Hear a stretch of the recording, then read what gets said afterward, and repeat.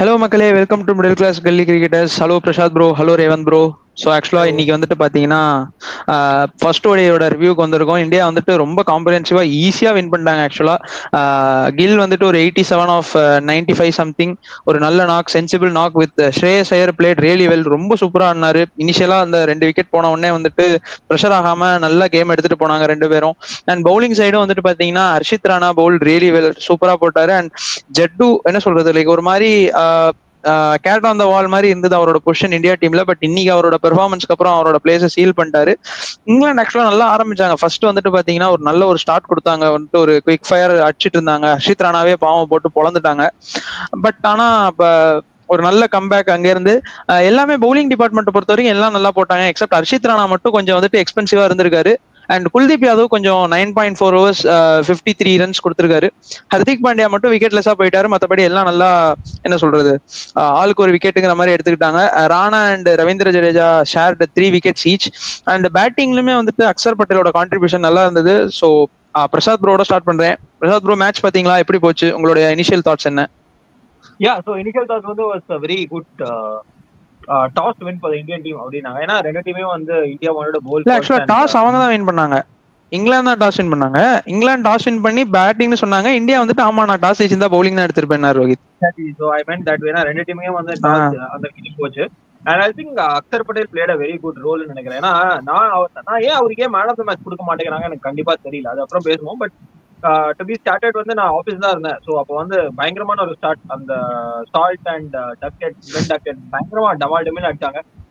ஹர்ஷித் ராணா ஜாஸ்தி சொல்ல முடியாது, ஃபர்ஸ்ட் கேம் ஆடினாரு. ஸோ அந்த டைம் அங்க ஷமி போடும்போது இங்க செகண்ட் போலர் தான் அவங்க டேக் ஆன் பண்ணுவாங்க. ஏன்னா ஷமி அவங்க அவ்வளவு ரிஸ்க் எடுத்து ஆட மாட்டாங்க.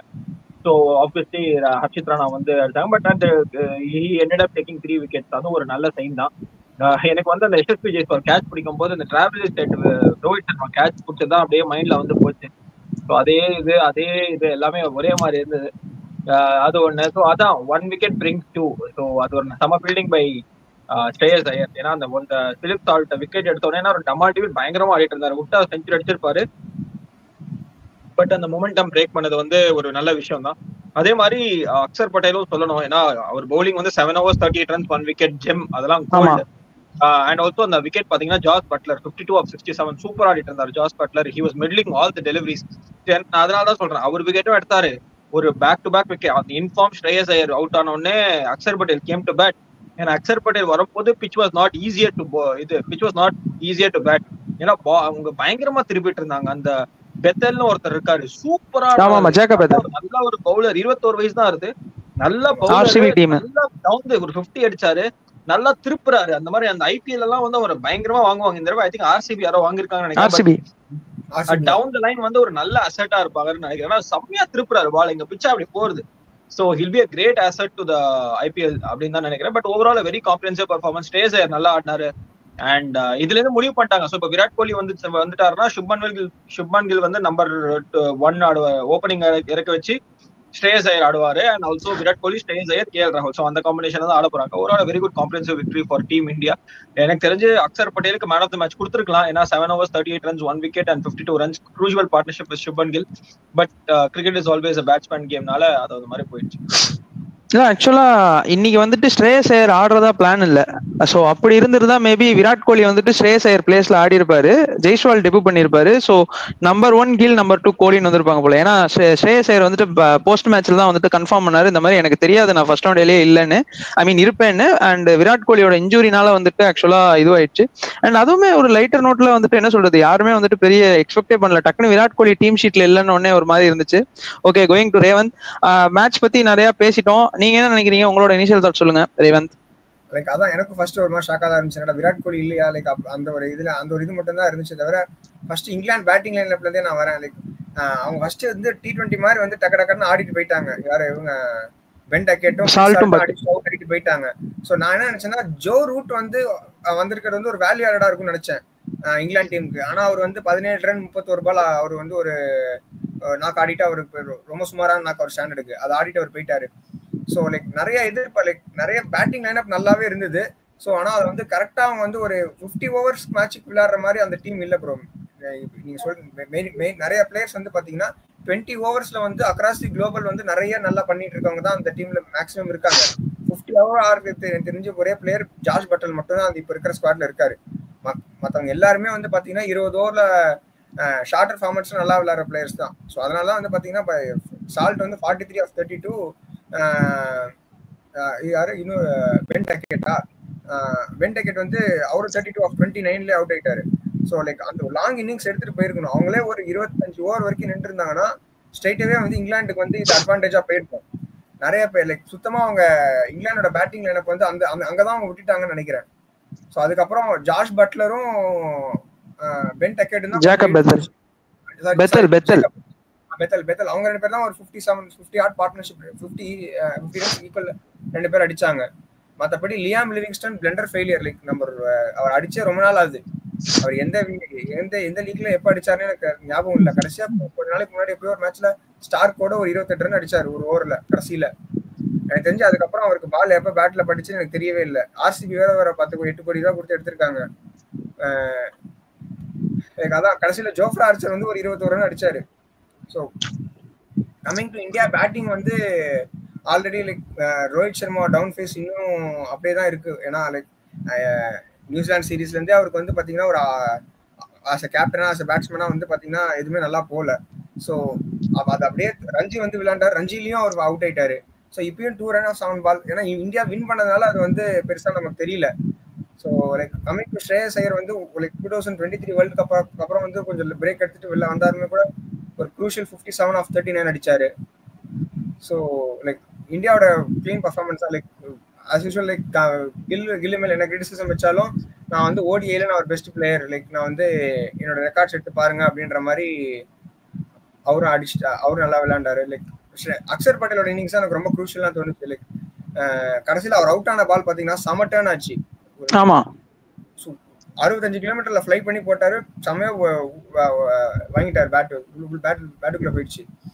So like overall it's clean win for India bro. Like நிறைய நல்ல விஷயங்கள் இந்த இந்தியா ஃபேவரா நடந்திருக்கு. ஆக்சுவலா இங்கிலாந்து வந்துட்டு பாத்தீங்கன்னா அவங்க வந்துட்டு ஸ்பின் ஆட ஸ்ட்ரகிள் பண்ணாங்கிறது நல்லாவே தெரிஞ்சது. T20ல இருந்தே நம்ம பாக்குறோம் ஃபாஸ்ட் பவுலர்ஸ் போட்டா வர ஸ்பீடுக்கு திரும்ப அடிக்கிறாங்களே தவிர்த்து ஸ்பின்னர்ஸ் போட்டா ரொம்ப ஸ்ட்ரகிள் பண்றாங்க. சோ அந்த நோட்ல நம்ம வந்துட்டு ரவீந்திர ஜடேஜாக்கும் அக்ஷர் பட்டேலுக்கும் கிரெடிட்ஸ் கொடுத்து தான் ஆகணும். ஆக்சுவலா 2 பேருமே வந்துட்டு பாத்தீங்கன்னா similar type of bowlers like same left arm off spinner. So அவங்க 2 பேரும் தான் இழுத்து பிடிச்சாங்களே. ஆக்சுவலா ஈவன் ஜெட்டுவோட நான் ஒரு ஸ்டாட்ஸ் பார்த்தேன். ஸ்டெம் டு ஸ்டெம் லைன் போட்ட டெலிவரிஸ்ல தான் வந்துட்டு அவருக்கு நிறைய விக்கெட்ஸ் இருந்திருக்கு. வேற அவுட் சைட் ஆஃப் ஸ்டெம் போட்ட பால்ஸ்ல வந்துட்டு கொஞ்சம் வந்து என்ன சொல்றது லைக் கண்டெயின் பண்ணிட்டாரு. பட் லைக் விக்கெட்ஸ் பர்ச்சேஸ் இல்ல. பட் அந்த மாதிரி இருக்கும்போது ஸ்பின்னர்ஸோட இம்பாக்ட் வந்துட்டு ரொம்ப நல்லாவே இருக்கு. ஸோ அடுத்த மேட்ச் வந்து கட்டாக்ல ஆடுறாங்கன்னு நினைக்கிறேன். கட்டாக்குமே வந்துட்டு ஒரு மாதிரி கொஞ்சம் டர்னிங் விக்கெட் தான். But before going in to the next match இது வந்துட்டு லைக் என்ன மாதிரி ஒரு கான்ட்ரவர்சியலா கொண்டு போகணும்னு இல்லை, ஜஸ்ட் ஒரு டவுட் தான். சாம்பியன்ஸ் ட்ராஃபி ஸ்குவாட்ல இருக்கிறவர் வந்துட்டு ஹர்ஷ்தீப் சிங். ஆக்சுவலா அவர் தான் வந்துட்டு சாம்பியன்ஸ் ட்ராஃபி மெயின் ஸ்குவாட்ல இருக்காரு. ரிசர்வ்ல தான் வந்துட்டு ஹர்ஷித் ராணா இருக்காரு. Only with 3 games left Harshdeep bench பண்ணிட்டு Harshit nothing against Harshit Rana is a good player. இன்னைக்கு அவர் நல்லா ப்ரூவ் பண்ணாரு. 3 விக்கெட் எடுத்தாரு. பட் நீங்க என்ன நினைக்கிறீங்க? ஒரு 2 பேர் தாண்டி 2 பேரோட தாட்டும் சொல்லுங்க. நான் பிரசாத் ப்ரோல இருந்து வரேன். நீங்க என்ன நினைக்கிறீங்க like playing Harshit Rana ahead of Harshdeep Singh even though Harshdeep is in the CT squad? Maybe that see already Bumrah injured irukanga and also Shami is just coming back from injury. Maybe they're trying to safeguard Arshdeep Singh. ஏன்னா வந்து ஒரு long format 10 overs போடணும். Cramp GIMP வந்து உட்கார்ந்தாருன்னா next யார் போடுவாங்கன்னு தெரியல. அது and also Harshit Rana has always had a favoritism.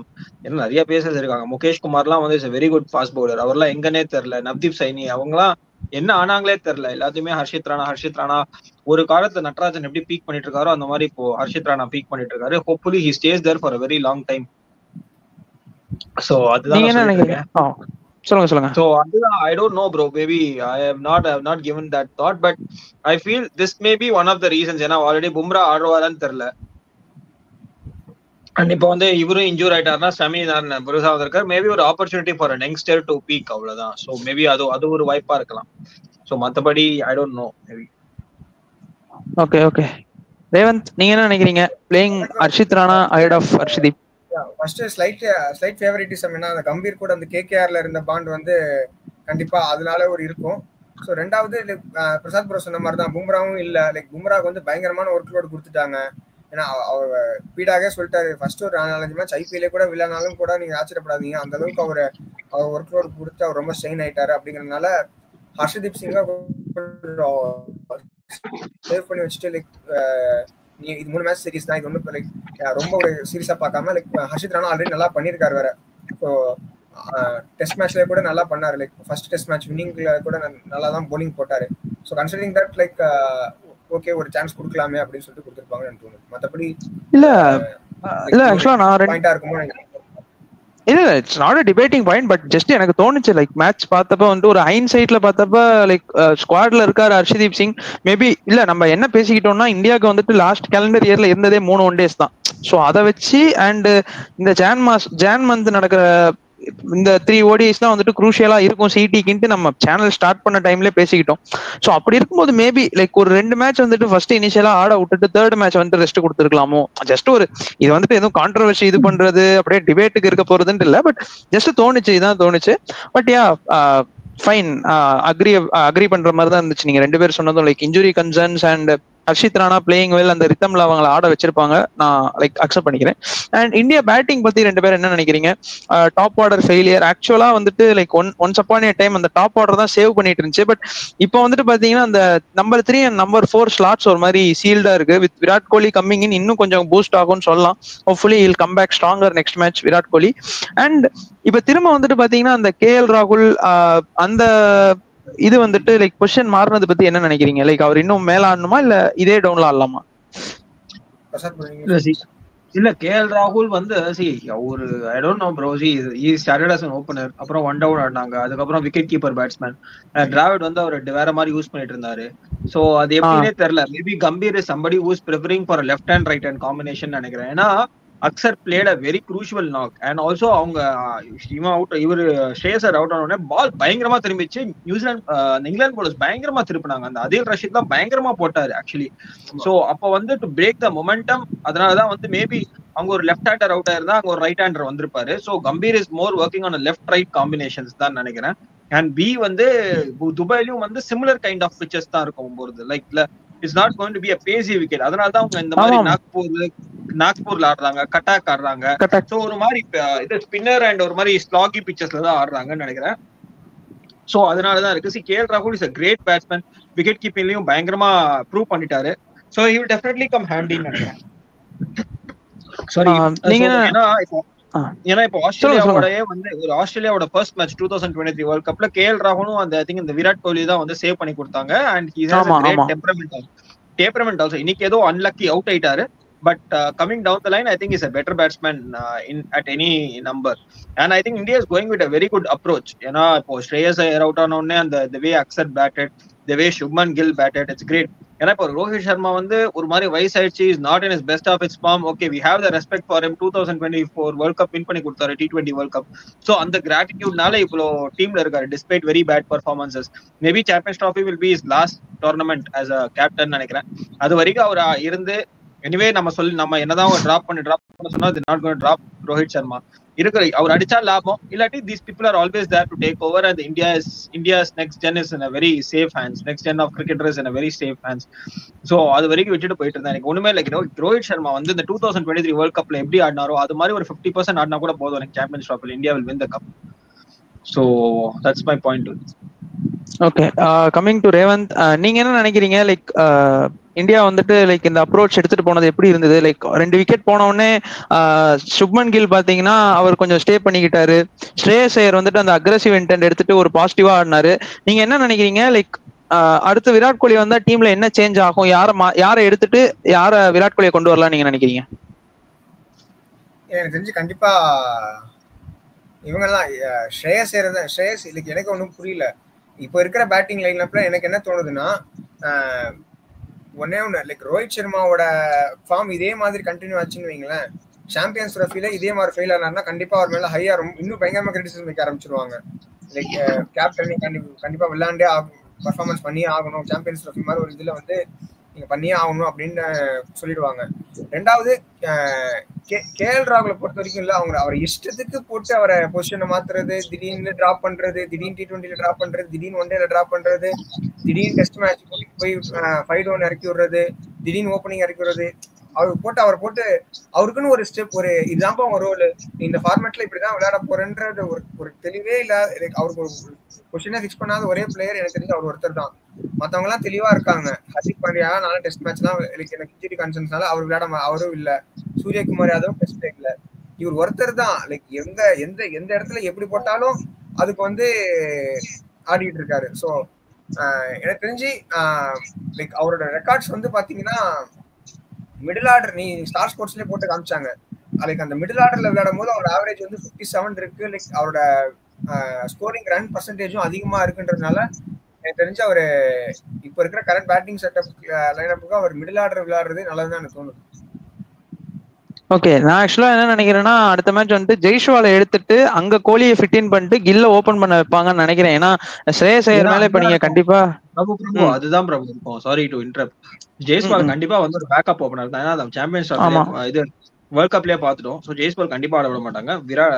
Shubman அந்த 2023 வேர்ல்ட் கப் அதே லைனப் தான் இருக்கும் நினைக்கிறேன். ஆமா, Rohit and Gill at the top, Virat Kohli, Shreyas Iyer, KL ராகுல், அக்சர் பட்டேல், ஹர்திக் பாண்டியா, கேஎல் ராகுல், ஸ்கை, சூரியகுமார் யாதவ், அக்சர் பட்டேல் இல்லையே 2023ல ஸ்கை இருந்தாரு.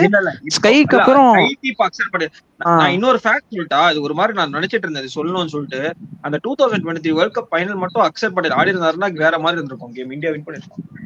இல்ல ஆக்சுவலா அக்சர் பட்டேல் ஆக்சுவலா அந்த ஸ்குவாட்லயே இல்ல, மேபி ஹர்திக் பாண்டியான்னு சொன்னீங்கன்னா அக்செப்ட் பண்ணிக்கலாம். இல்ல இருந்திருந்தால் ஏன்னா அந்த மாதிரி ஒரு கண்டிஷன்ல அவர் வேற மாதிரி பிளேயர். அவர் எப்படின்னா ஃபேட் ட்ராக் புள்ளி கண்டிப்பா கிடையாது. ஒரு மாதிரி அந்த இந்தியா கஷ்டத்துல இருந்தா ஒரு மாதிரி வின் பண்ணி கொடுக்குற ஒரு பிளேயர். அவர் ஆடின நாக்லாம் பாருங்களேன், ஹைலி அண்டர் ரேட்டட். அந்த பாகிஸ்தானோட ஃபர்ஸ்ட் மேட்ச்ல ஒரு க்ரூஷியல் 30 or 27 ரன் அவுட் ஆயிருவாரு. கரெக்ட். ஒரு செம்ம நாக் அடிச்சு கொடுப்பாரு. செமி ஃபைனல்ஸ்ல அந்த அந்த இங்கிலாந்தோட 3 விக்கெட் எடுப்பாரு. அப்புறம் குவார்டர் ஃபைனல்ஸ்ல அந்த குவார்டர் ஃபைனல்ஸ் இந்த லாஸ்ட் கேம் ஆஸ்திரேலியாவோட நினைக்கிறேன், மிச்சல் மார்ஷோட கேட்ச் செம்மையா பிடிப்பாரு. அந்த ஒரு ஜம்ப் பண்ணி பிடிப்பாரு. சோ இன்னைக்கு பாத்தீங்கன்னா ஜாஸ் பட்லரோட crucial wicket and also crucial knock of 52. அவங்க ஒரு லெக் ஸ்லிப் வச்சிருந்தாங்க, 2 ஸ்லிப் வச்சிருந்தாங்க, கல்லி எல்லா ஷாட்ல இருக்கும்போது ஒரு ரிவர்ஸ் ஒரு ஸ்வீப் அடிச்சு ஒரு 6 அடிச்சாரு. அதுக்கப்புறம் அந்த இங்கிலாந்தோட அப்ரோச்சே முடிஞ்சிருச்சு, அப்ரோச்சே வேற மாதிரி ஆயிடுச்சு. So I think in the all this situation the highest and the high underrated player of the decade Axar Patel தான் சொல்லுவேன். decade நான் சொல்றேன், last 10 years has been contributing so well. நான் இனி கூட மேன் ஆஃப் தி மேட்ச் அந்த மனுஷன் தான் இருப்பான்னு நினைச்சேன். பார்த்தா ஆக்சுவலா நான் அதான் சொல்லலாம்னு வந்தேன். ஏன்னா கில்லுக்கு he had some time to settle. இவர் வந்த டைமே பாத்தீங்கன்னா ஒரு மாதிரி கிரைசிஸ்ல தான் வந்தாரு. லைக் இவருக்கு அடுத்து கேஎல் ராகுல் இருந்தாரு. பட் ஸ்டில் அந்த ஒரு நல்ல ஒரு அவரு வந்த நேரம் நல்லா இருந்தது. பட் அந்த மொமெண்டம் பிரேக் பண்ணாம அப்படியே ஒரு 105 ஸ்ட்ரைக் ரேட்ல ஆடினான்னு நினைக்கிறேன், 110 ஸ்ட்ரைக் ரேட்ல ஆடி இருக்காரு. அந்த மொமெண்டம் அப்படியே பிரஷர் கில்லு மேல பிரஷர் விழாம ஒரு விக்கெட் விழுந்துருச்சு. ஏன்னா கில் அப்ப டைம் எடுத்து ஆடிட்டு இருந்தாரு. சோ அப்ப கில்லு ஒரு பெரிய ஷாட்டுக்கு போய் அவுட் ஆகாம லைக் இவர் அந்த டெம்பர்மெண்ட் எடுத்துட்டு சூப்பரா போனா. நீங்க கரெக்டா சொன்னீங்க. ஆக்சுவலா நம்ம அக்சர் பட்டேல் பத்தி தனியா பேசணும்னே நான் இருந்தேன். Like economical spell with wicket of Jos Buttler, அவர் தான் ஹை ஸ்கோரர் நினைக்கிறேன் இங்கிலாந்துக்கு 52.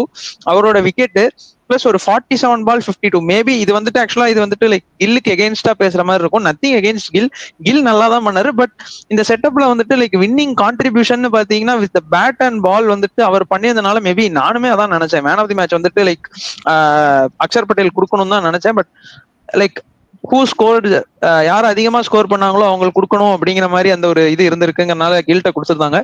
ஸோ பாப்போம். ஹோப்ஃபுல்லி லைக் நெக்ஸ்ட் மேட்ச் என்ன நடக்கும்னு நினைக்கிறீங்க? கட்டாக்ல என்ன சேஞ்சஸ் இங்கிலாந்து பண்ணலாம்னு நினைக்கிறீங்க? ஆக்சுவலா இங்கிலாந்து பத்தி ஒரு லைட் நோட் பேசவே இல்லை. ஆதில் ரஷீதுக்கு நம்ம கிரெடிட் கொடுத்தே ஆகணும். தனியா போட்டுட்டு இருக்காரு அந்த மனுஷன். அவர் பாத்தீங்கன்னா ஒரு பால் ஃபிளைட் பண்ண விதமா இருக்கட்டும், ஈவன் அக்சர் பட்டேல் விக்கெட் எடுத்த பாலே ஒரு சூப்பர் பால், ஒரு நல்ல ஒரு ஃபிளைட் பண்ணி out side the of stump போட்டு பால் பேட் பேட் கேப்ல உள்ள போய் பவுல்ட் ஆச்சு. அக்சர் பட்டேலே ஒரு நிமிஷம் ஸ்டன் ஆயிட்டாரு, என்னடா எப்படிடா இவ்வளவு இதுவாச்சு அப்படின்ட்டு. சோ அவரும் ஆக்சுவலா நல்லா போட்டாரு. அண்ட் ஜாக்கப் பெத்தல் அவருக்கும் கிரெடிட் கொடுத்தே ஆகணும். ஆக்சுவலா ஆர்சிபி ஃபேன்ஸ் எல்லாம் ரொம்ப ஒரு ஹாப்பியா இருப்பாங்க. ஸ்லோயர் டு தி ஏர் நல்லா போறாரு, ஸ்பின்ன நல்லா ஆடுறாரு ஆக்சுவலா. சோ இங்கிலாந்து பத்தின உங்க தாட்ஸ் சொல்லுங்க, அப்படியே ஃபைனல் தாட்ஸ் பேசி முடிச்சிடலாம். நீங்களே சொல்லுங்க பிரசாத் ப்ரோ. இல்ல இங்கிலாந்து நல்லா ஆடினாங்க. ஆக்சுவலி அவங்களுக்கு they have a great batting depth. லாஸ்ட்ல கூட ஜாஃப்ரா ஆர்ச்சர் சூப்பரா ஆடி கொடுத்தாரு. And also I think except for that Sajid Mahmood எல்லாமே ஒரு மாதிரி டீசெண்டா தான் ஆடினாங்க. ஹாரி ப்ரூக் as usual ஆடல. சோ அது Harry Brook is kind of being very over ரேட்டட்னு நினைக்கிறேன். ஏன்னா அவர் கொடுத்த ஹைப்புக்கு அவர் பர்ஃபார்மும் பண்ணல. ஸோ இங்கிலாந்து வந்து overall I think Joe Root வந்து இல்ல bro, I don't have anything to say about England also because Indian bowlers bowl really well. அதுவும் இந்த ஜடேஜாவும் அந்த அக்சர் ஸ்பெல் இருந்தது, வேற மாதிரி இருந்தது. அண்ட் ஆல்சோ குல்தீப் யாதவ் வந்து நீங்க சொன்னீங்க அவர் விக்கெட் எடுக்கலாம்னு சொல்லிட்டு, பட் குல்தீப் யாதவ் வந்து அந்த ஒரு மாதிரி குல்தீப் யாதவ் ரெஸ்பெக்ட் பண்ணி தான் ஜடேஜா அண்ட் அக்சர் அண்ட் இவங்களுக்கு அந்த ஹர்ஷித் ராணாக்கெல்லாம் விக்கெட் வந்தது. ஏன்னா ஷமிக்கும் அவ்வளவு விக்கெட் வரல, ஐ திங்க் 1 or 2 விக்கெட்ஸ் தான் நினைக்கிறேன். ஷமி ஒரு விக்கெட், குல்தீப் ஒரு விக்கெட். எக்ஸாக்ட், அது குல்தீப்புக்கு லாஸ்ட் விக்கெட். ஏன்னா அவங்க குல்தீப் அண்ட் ஷமியை தான் அவனுங்க வந்து ரெஸ்பெக்ட் பண்ணி ஆடணும் சொல்லிட்டு இவனுங்களுக்கு எல்லாம் விக்கெட் கொடுத்துருக்காங்க. மேபி அடுத்த மேட்ச் வந்து but in spin friendly conditions England are always இந்த பேக் ஃபுட் தான். ஸோ அது ரொம்ப கஷ்டம். ஏன்னா இன்னைக்கு நிறைய பேர் இன்னைக்கு ஜாஸ் பட்லரே பாத்தீங்கன்னா பேக் ஃபுட்ல ஆட போய் தான் அவுட் ஆனாரு. எதெல்லாம் ஃப்ரண்ட் ஃபுட்ல ஆடணுமோ அதெல்லாம் அவங்க பேக் ஃபுட் ஆடுவாங்க. ஸோ அவங்க எப்போ கால் முன்னாடி வச்சு ஆடுறாங்களோ அதெல்லாம் ரொம்ப கஷ்டம். India did a very beautiful job. 3 spinners இறக்குறாங்க. இப்போ வருண் சக்கரவர்த்தி வேற பெஞ்ச்ல இருக்காரு. சோ இந்தியா வந்து இன்னும் அவங்களுக்கு கிரன்ச் ஆன் பண்ணோம்னா ஹர்திக் பாண்டியா அண்ட் முகமது ஷமி பேசுற அடி, வருண் சக்கரவர்த்தி, குல்தீப், அக்சர் 4 ஸ்பின்னரை இறக்கி விட்டு ஆடுறா அப்படின்னு சொல்லிக்கணும் அப்படின்னு தான் நினைக்கிறேன். துபாயில கூட அப்படி வச்சு அதெல்லாம் பண்ணலாம். இன்னொரு இன்ட்ரெஸ்டிங்கான ஃபேக்ட், வருண் சக்கரவர்த்தி டீம் கூட வராரு. ஸோ வருண் சக்கரவர்த்தி வந்து அப்ப கேட்டிருந்தாங்க ரோஹித் சர்மா, என்ன இந்த பையனை உள்ள கூட்டு வரீங்க, என்ன பண்ண போறீங்க? இல்ல, if he does whatever he is expected to do then obviously வந்து நம்ம பார்ப்போம் அந்த மாதிரி. ஏன்னா Varun Chakravarthy is a great improve fielder, செம்ம இம்ப்ரூவ் ஃபீல்டர். ஏன்னா லாங் ஆஃப்லாம் நிக்க வைக்க மாட்டாங்க, அங்கெல்லாம் நிக்க வைக்கிறாங்க, நல்லா கேட்சும் பிடிக்க ஆரம்பிச்சிட்டாரு. சோ இங்கிலாந்து பத்தி சொல்றதுக்கு ஒன்றும் இல்லை, they have great punch of batsman. Revan சொன்ன மாதிரி T20 மோட்ல ஆடிட்டு இருக்காங்க. But hopefully with little more temperament and little more quality of shots, not throwing away the wickets அப்படி ஆடினாங்கன்னா probably they will give a good fight. At least ஒரு 3-0 at least 2-1 ஆவது England will try to make. Revanth, நீங்க என்ன நினைக்கிறீங்க? என்ன improve பண்ணா இங்கிலாந்து வந்துட்டு அடுத்த மேட்ச் ஒரு கம்பேக் கொடுக்கலாம்னு நினைக்கிறீங்க? மெயினா வந்து பவுலிங் தான் எனக்கு தெரிஞ்சு பாத்தீங்கன்னா எல்லாமே புது பவுலர்ஸ். லைக் மார்க்வுட்லாம் முகமதுன்னு யாரோ ஒரு பவுலர் வந்திருக்காருன்னு நினைக்கிறேன். ஸோ அவர் தான் ஷகீப் முகமது. ஸோ லைக் புது பவுலர்ஸ் வந்திருக்காங்க. ஆனாலுமே லைக் பழைய ஜோஃப்ரா ஆர்ச்சர் கண்டிப்பா இல்லவே இல்லை. ஸோ அவரோட இதுல கொஞ்சம் டிஃபரன்ஸ் இருக்கு. ஸோ ரெண்டாவது batsman like Joe Root and Livingstone வந்து இந்த மாதிரி ஃபார்மேட்ல வந்து விக்கெட்ஸ் போயிட்டு இருக்கும் போது வந்து அவங்களோட எக்ஸ்பீரியன்ஸ்க்கு அவங்க நல்லா கேரி ஆன் பண்ணி விளையாண்டுருக்கணும். ஸோ எப்படி ஸ்ரேயஸ் ஐயர், அக்ஷர் பட்டேல் விளையாண்டாங்களோ அந்த மாதிரி வந்து ஜோ ரூட்டும் லிவிங்ஸ்டன் விளையாண்டுருக்கணும். அவங்க ரெண்டு பேரும் இன்னைக்கு நின்று இருந்தாங்கன்னா இன்னைக்கு வந்து கொஞ்சம் 50-50 கூட மேட்ச் போயிருக்கும்.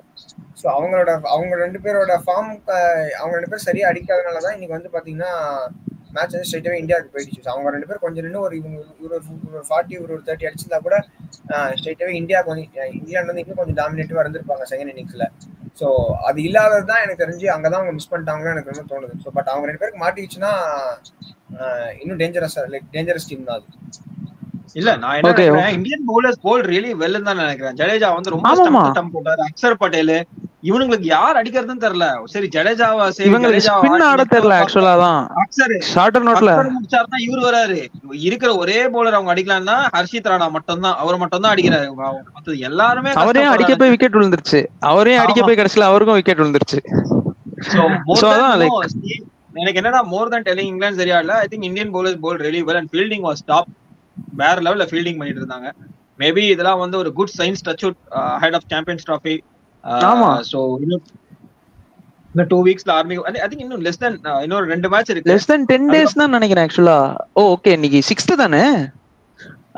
வார்ம் அப்ஸ் ஆரம்பிச்சிருதுன்னு நினைக்கிறேன். February 13th 15th இருந்தோ வார்ம் அப் ஸ்டார்ட் ஆயிருது. ஸோ அதனால நமக்கு கூட 2 மேட்ச் வார்ம் அப்ஸ்ல இருக்கு. 2 மேட்சோ 1 மேட்சோ we are playing warm up. So என்ன சொல்றது, லைக் குட் சைன்ஸ் தான் நீங்க சொன்ன மாதிரி. இன்னும் ஜடேஜாலாம் நல்லா போடுறது வந்துட்டு இன்னும் குட் சைன். இன்னைக்கு ஆக்சுவலா லைக் என்ன சொல்றது, ஜடேஜாக்கெல்லாம் பேட்டிங் கான்ட்ரிபியூஷனே அவ்வளோவா வரல. ஸோ அந்த லெவல்ல அந்த டாப் ஆர்டரே நல்லா பண்றாங்கிறப்போ இட்ஸ் அ குட் சைன் தான். நமக்கு துபாயில தான் நடக்க போகுது அப்படிங்கிறப்போ கில் மாதிரி, ஸ்ரேயஸ் ஐயர் மாதிரி பிளேயர்ஸ்க்குலாம் இன்னும் ஒரு என்ன சொல்றது வரப்பிரசாதமா இருக்கும், நல்லா விளையாடுவாங்களா இருக்கும். டிஸ்கஸ் பண்ணிட்டு இருந்தோம். பிளேயிங் இன் துபாய் வந்து you need not have players who play good in Overseas conditions. Dubai மாதிரி ஒரு ஸ்பின் கண்டிஷன்ஸ் தான் நல்லா. அந்த மாதிரி மும்பை பிளேயர்ஸ் இருப்பாங்க பாருங்க, அந்த ஸ்ரேயஸ் ஐயர் இருக்காரு, அதுக்கப்புறம் அந்த SSP Jaiswal, there all very good players of spin. Akshar Patel, அதுக்கப்புறம் விராட் கோலி ஓகே அவ்வளவுலாம் இல்ல. But compared to Virat Kohli, I think Akshar Patel is great player of spin. நான் சொல்றேன், Shubman Gill is playing very well. ஒத்துக்குமோ இல்லையா? Virat Kohli any day modern day legend அவரு. But looking at the temporary form, I think these players are always doing well in bits and pieces ன்னு தான் நினைக்கிறேன். So ஏன்னா இதுல இருந்து என்ன தெரியுதுன்னா, even if the top order falters for India, இப்ப 1942 இருந்தாங்க, அங்க இருந்து இந்தியா வின் பண்ணிருக்காங்க. சோ இட் டசன்ட் மேட்டர், ஏன்னா எவ்ரிபடி இஸ் கான்ட்ரிபியூட்டிங். ஏன்னா உங்களுக்கு டாப் இல்லாட்டி till Kuldeep Yadav everybody can bat, so everybody can contribute also. Virat கோலியும் வந்து அவரும் ஃபார்முக்கு வந்தாருன்னா இன்னும் சூப்பரா இருக்கும். என்ன பெத்தலோட கொஞ்சம் விராட் கோலி ஸ்ட்ரகிள் ஆகாம இருக்கணும், ஏன்னா அவர் ஒரு மாதிரி லெஃப்ட் ஆர்ம் ஸ்பின்னர். ஏன்னா நம்ம அவரோட திருப்பாம இருக்கணும். பட் மற்றபடி நான் என்ன சொல்றேன்னா, சாம்பியன்ஸ் டிராஃபி போகும்போது கூட India should play only 2 pace bowlers, Hardik Pandya and Bumrah or Mohammed Shami. மிச்ச 4 ஸ்பின்னர் இறக்குங்கன்றேன் நான். துபாய் மாதிரி கண்டிஷன்ஸ்ல 4 ஸ்பின்னர் ஜாலியா ஆடலாம். இல்ல 4 ஸ்பின்னர்லாம் வந்துட்டு ஆக்சுவலா ரொம்ப கஷ்டம். 4 ஸ்பின்னர்ஸ் வச்சு போனா ப்ரோ அதுல கொஞ்சம் பேஸ் எடுக்கும் ப்ரோ. அந்த மாதிரி விக்கெட்ல வந்துட்டு பும்ரா, ஹர்ஷதீப் அண்ட் இன்னொரு ஒரு பேசர் வச்சுக்கிட்டு 3 ஸ்பின்னர்ஸோட போய்க்கலாம். பும்ரா, ஹர்ஷதீப் அண்ட் ஹர்திக் பாண்டியா போதும் ப்ரோ. இங்க எவ்வளவு ஹர்திக் பாண்டியாட்ட ரொம்ப எக்ஸ்ட்ராக்ட் பண்ண போய் அவருக்கு இன்ஜுரி ஆச்சுன்னா என்ன பண்ணுவீங்க? அவர்லாம் ரொம்ப குரூஷியல் பிளேயர்ஸ். ஏன்னா இப்ப வந்துட்டு பாத்தீங்கன்னா ஒரு இந்த மேட்சே வந்துட்டு பாத்தீங்கன்னா ஒரு 6 எல்லாம் சூப்பரா அடிச்சாரு ஆக்சுவலா. So I don't want to risk Hardik Pandya. ஏன்னா அவர் குரூஷியல் ஃபேக்டர். திரும்ப நான் தான் சொல்றேன், 2023 ஹர்திக் பாண்டியா இருந்தா நமக்கு கப்பு அது ஒண்ணுதான் அந்த இடத்துல மிஸ் ஆச்சு. சோ அதனால ஹர்திக் பாண்டியாவை நான் இது பண்ண விரும்பல. இன்னைக்கே அதை பத்தி பேசணும். ஹர்திக் பாண்டியா பத்தி தனியா ஒரு வீடியோவே போடணும். அவரை எப்படி எல்லாம் பூ பண்ணாங்க. இன்னைக்கு அவர் மும்பைல வந்தா, நாக்பூர்ல நடந்து வந்தா, தோனிக்கு கிடைக்கிற ரெஸ்பான்ஸ் சொல்ல மாட்டேன், பட் அந்த ஒரு ஆரா அவரை சுத்தி இருக்கு. வரும்போது அப்படியே கிரௌட் சியர் பண்ணுது. அவரும் அதை வந்துட்டு அப்படியே அக்செப்ட் பண்ணிட்டு அப்படி நடந்து வராரு. அதெல்லாம் ஆக்சுவலா பார்க்க ஹாப்பியா இருக்கு ரியலி. ஏன்னா மும்பை இந்தியன்ஸ் கேப்டன்சி கொடுத்ததுக்கு அப்புறம் அவர் எவ்வளவு வந்துட்டு இது பண்ணாங்க. இப்ப வந்துட்டு சூப்பரா இருக்கு. சோ அது அப்புறமா கண்டிப்பா இன்னொரு வீடியோவா எடுத்துப்பட்டு பேசுவோம். பட் ஹோப்ஃபுல்லி கட்டாக்லயும் வந்துட்டு இந்தியாவோட டாமினேஷன் கண்டினியூ ஆகும் அப்படின்னு நம்புவோம். மேபி இங்கிலாந்து ஏதாவது ஒரு ஃபைட் பேக் கொடுத்தாங்கன்னா ஒரு என்ன சொல்றது, ஒரு த்ரில்லர் மாதிரி ஒரு மேட்ச் போச்சுன்னா நமக்கும் பாக்குறதுக்கு நல்லா இருக்கும். அண்ட் தீஸ் ஆர் ஆல் என்ன சொல்றது, like just warm up games தான். நம்ம 19-2 இருந்து வந்தோம் அப்படின்னு இந்த மேட்ச் கண்டிப்பா சொல்லலாம். ஏன்னா இங்கிலாந்து மாதிரி ஒரு டாப் சைடே வந்துட்டு நம்ம 19-2 இருந்து வந்து வின் பண்றோம்னா we to have some good we to playing some good cricket ன்னு அர்த்தம்.